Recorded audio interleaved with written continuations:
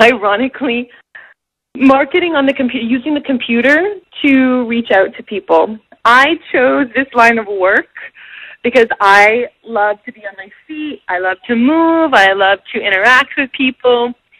And where the world is going is using the web to reach more people.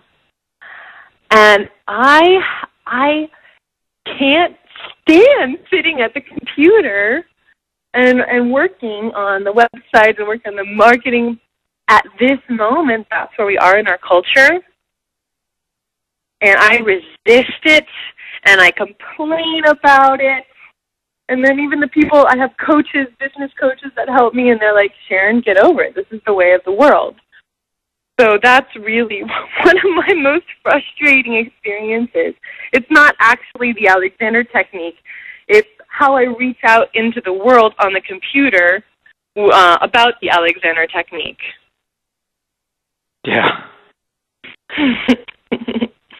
Have you had students who just can't get the Alexander technique, just the way they think is just contrary to the way the technique works?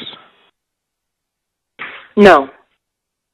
I mean, there are levels of understanding of the Alexander technique, and some people will really take it to a deep level, and then other people will have a more surface understanding because what they want is better posture. Now, I tend not to have clients who just want to improve their posture. I tend to have clients who really want to respond more effectively to high-stakes situations. But the people who come for better posture, they get Alexander technique in terms of, okay, I want better posture. This is how I need to release in order to have better posture. So their understanding, I think, is at a more surface level than the people that come to me and they want to deal better with stress and they want to be more effective in front of their audience and on the phone and in their lives. But everybody gets something. Everybody understands when I'm upset, I'm clenching my jaw, holding my breath, and tightening my stomach.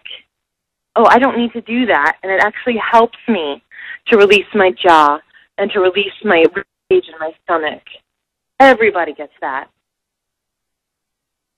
I was talking to you Saturday night at the Alexander party about how amusing it is how guys, I think in particular, they take a few lessons and they think that they can then start teaching other people.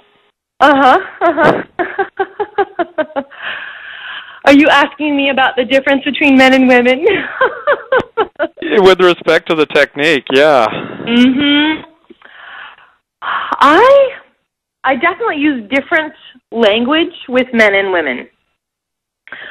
But both men and women are dealing with stress, and both men and women recognize the benefit of releasing physical tension associated with stress.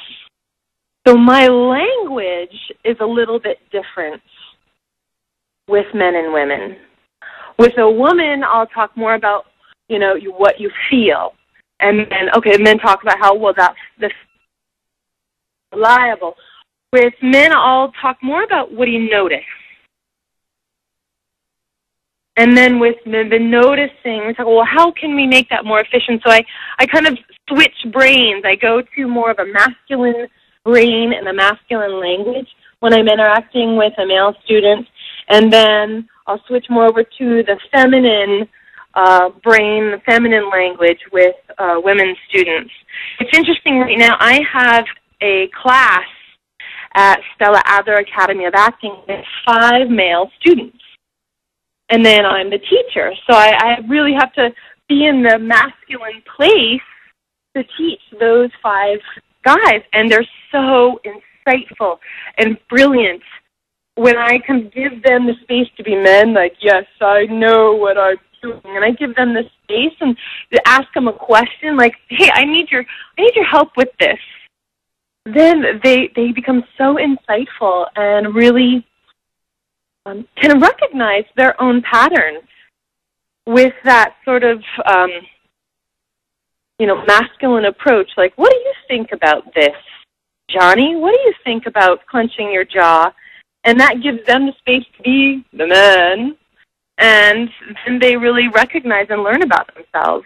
So it's really fun to switch back and forth with the masculine and feminine approaches. My impression is that most Alexander Technique teachers are women, and if that is true, why do you think that is?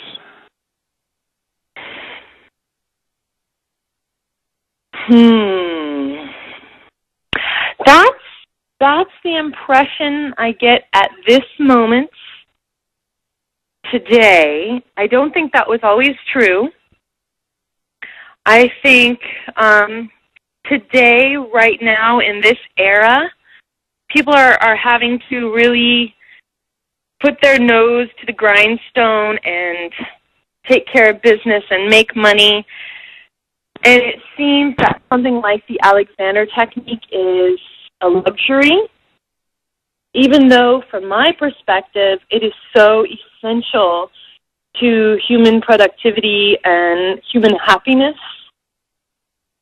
But if our culture is in a place of make money, get it done, that tends to be more of a masculine role. And if our bodies and how we use our bodies is considered a luxury, then there might be more women at this moment in time. Women are, I believe, more sensitive to their bodies. And with that sensitivity, and I know for myself, I was like, I cannot be in this pain. This is not working for me. I feel stress and frustration and disappointment in my body. I recognize it's not just in my head and my brain. So when I found the Alexander Technique gave me the tools to release stress, frustration, and disappointment out of my body so that my body felt good. So that also might be a reason why more women are training to be teachers. We're more sensitive to our bodies. Men tend to be more in their heads, and it can be I don't want to generalize too much, but it can be easier for men to pay less attention to their bodies and be in their heads and really think this out and figure it out and take care of business. Yeah.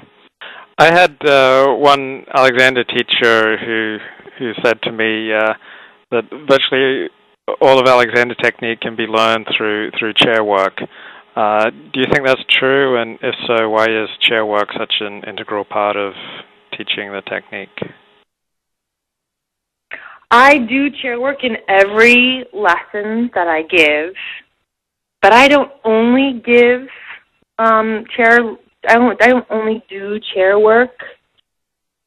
I am really excited to have people pay attention to how they respond to the stimulus of walking in front of their audience, or how they respond to walking into a party